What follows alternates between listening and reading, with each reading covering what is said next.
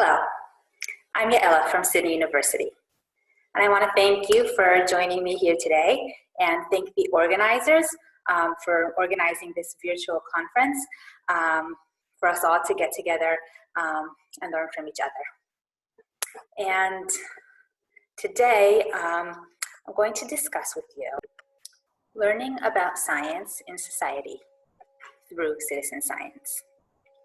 Now, when we think about science and the different definitions that are out there for science, we often think about it as a systematic way to describe our world, using fact, using evidence. And when we think about it a little bit more closely, we recognize that that's not always the case, because science is influenced from so many external factors, such as social and cultural norms, political values, and financial considerations. And while this notion may be evident for scientists and for researchers, it is not easy to convey to people who are not scientists, let alone to students. And when we think about learning about science in the school and in the classroom, the literature tells us and illustrates how difficult it is to teach for these purposes and to explain the complexity of science. Classroom science doesn't really reflect the actual practice of science as a way to develop explanations about the natural world, like the definitions that we've discussed. Trying to develop an understanding of real, often incomplete and uncertain science in the classroom is a complex process, which often fosters misconceptions about what science actually is. Well, one way to think about or to learn about the complexity of science is through citizen science, which is public participation in scientific research. And this is a field that's been increasing throughout the past 10 years. It's been growing exponential, where people who are not scientists can actively engage in scientific research in various different activities of the scientific process, including data collection, classification, monitoring of different environmental hazards, and even data analysis. And through citizen science, we can learn a lot of things about science. And when we look at students participating in citizen science and at their learning trajectories, we see a few themes that come into play. So first of all, the students identify the relevance of science to their life as something that often is seen as something that is distant from them, but suddenly they can feel some kind of connection. And also identifying how unaware they often are to some of these topics. And together, understanding the relevance and identifying this unawareness that sparks their interest in learning about the project, about the topic, about engaging in the citizen science project, and then through the experience of participating in the project and learning in a way that is often a different kind of learning than what is often done in a classroom, that sparks their interest again in the project, so creating this kind of circle. And together with all these themes, we can start talking about learning, because all of these inspire learning in so many different ways and so many different types of learning. And there can be content scientific learning. So if this citizen science topic is, say, a chemistry project, they can learn about the different chemical reactions, chemical characteristics, but also a lot of learning about the process of science, scientific skills, and also things about how to learn through hands-on activities and cooperation between people, between students, how to design and how to operate experiments, and the list goes on. And finally, after this learning has taken place, and with all of these themes coming into play, the students can develop an understanding and an awareness that promotes their will to share this awareness with their local communities and to become active agents of change within their local environment.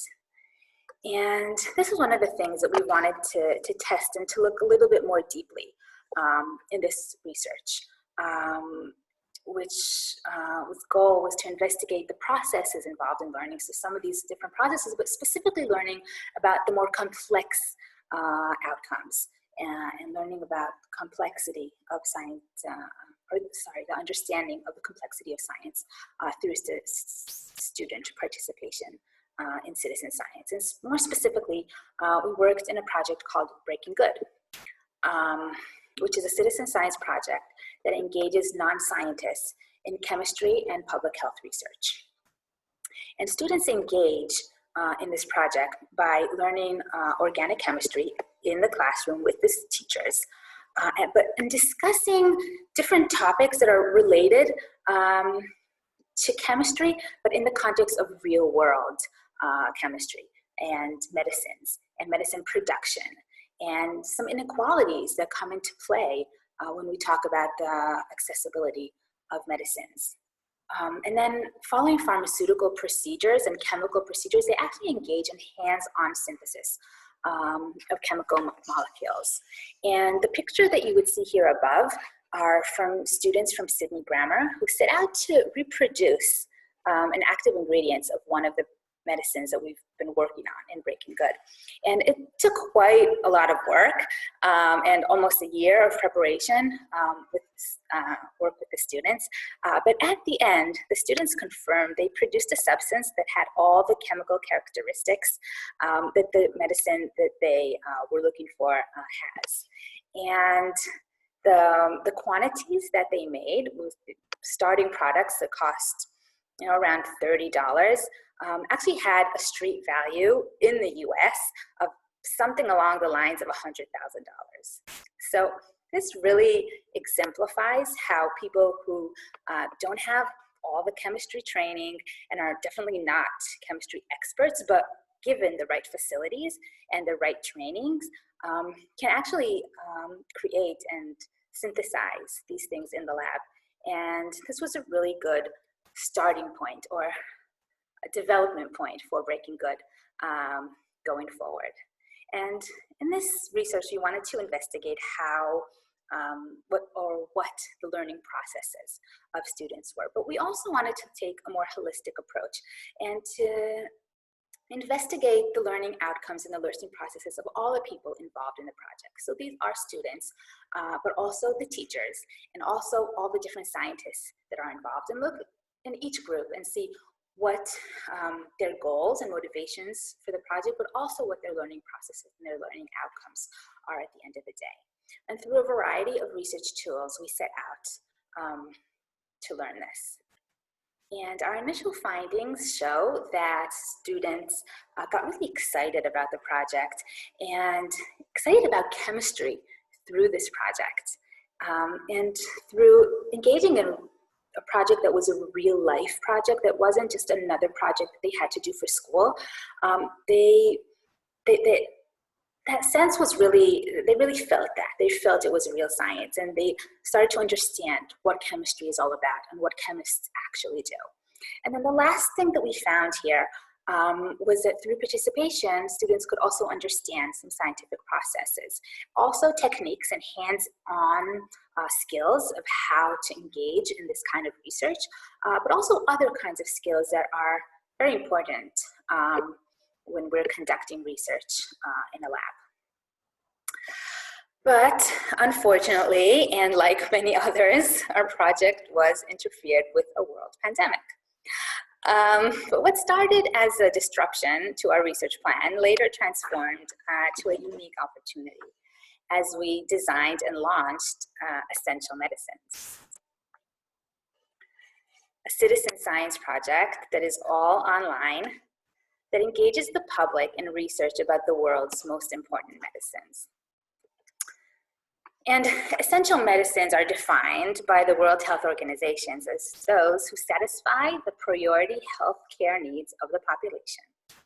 And they are intended to be available within the context of functioning health system at all times in adequate amounts in the appropriate dosage forms, with assured quality and adequate information, and at a price the individual and the community can afford. But is that really the case? This was the question we set out to investigate with Essential Medicines, which is a project for reviewing and gathering information on the availability and the costs of essential medicines throughout the world.